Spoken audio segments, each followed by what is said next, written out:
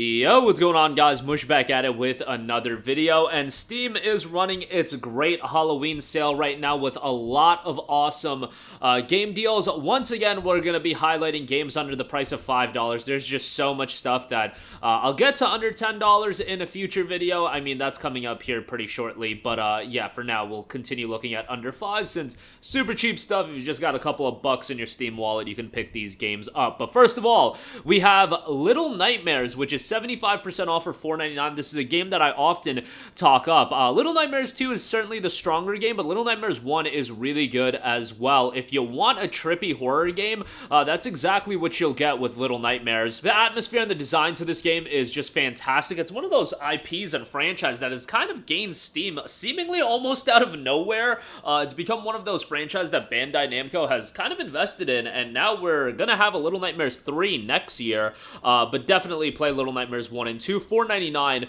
for the base game. Unfortunately, the complete edition isn't on sale, but they do have a bundle with both Little Nightmares 1 and 2 and the respective games' DLC content. That is $14.13 if you want to pick that up, but definitely a good buy there. Next up, we have Doom 2016, $4.99 for this. I mean, Doom is just a fantastic game. I do prefer Doom Eternal, which I know like some people vehemently disagree with that, but Doom 2016 is great. An over-the-top first-person shooter with a lot of blood, a lot of gore, and a lot of violence. I mean, this is a visceral first-person shooter that is bloody as all hell and over the top to the next level. Soundtrack is great, and I'm primarily talking about it from the lens of the single-player campaign. That is what I enjoyed the most. But yeah, very enjoyable game there. I imagine most of you guys own it. It runs really well on most PCs as well, so definitely check that out. Next up, if you got a couple friends to play with, Killing Floor is an awesome pickup. $3.99 on this one. Now, this is Killing Floor 1.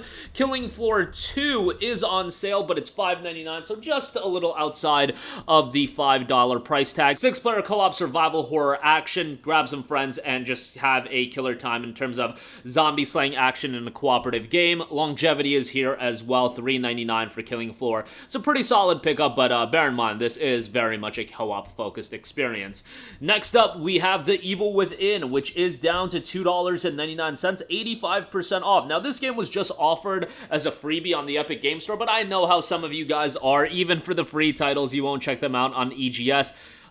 You know, I would say, you know, at least check out the free games, but nonetheless, if you didn't pick up Evil Within free on the Epic Game Store, check it out here. $2.99 is a great price for a really well-done horror game developed by Shinji Mikami, the creator of the Resident Evil franchise. Great atmosphere, solid story here as well. Gameplay is serviceable, but really, you know, for a horror game, the atmosphere and the story shine through, so $2.99 for this is pretty good. They also do have the Evil Within bundle that's 80% off for $4.99.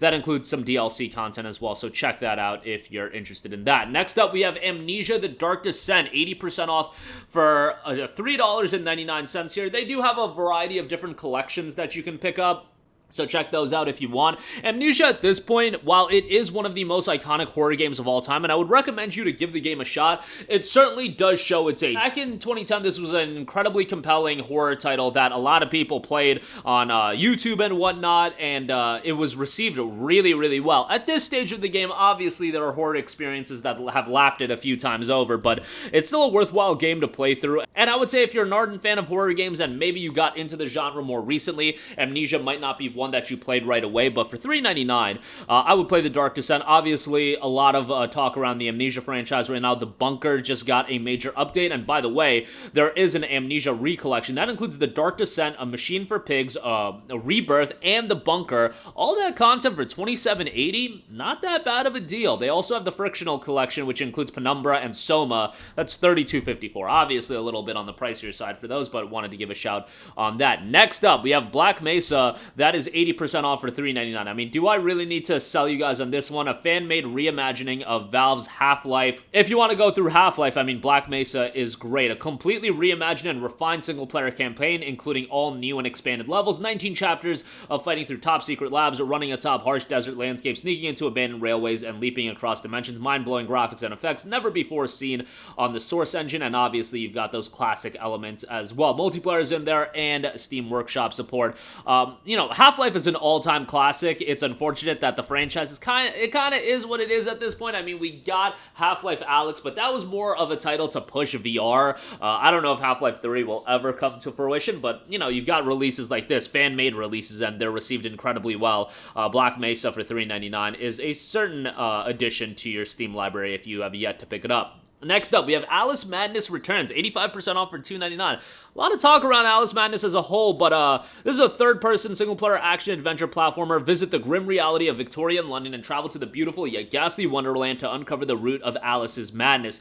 Now, this is a game that I definitely have to go back and play, because when I initially played this game, it was when it came out. I think I rented it via Gamefly initially, and I remember having a pretty enjoyable time with it.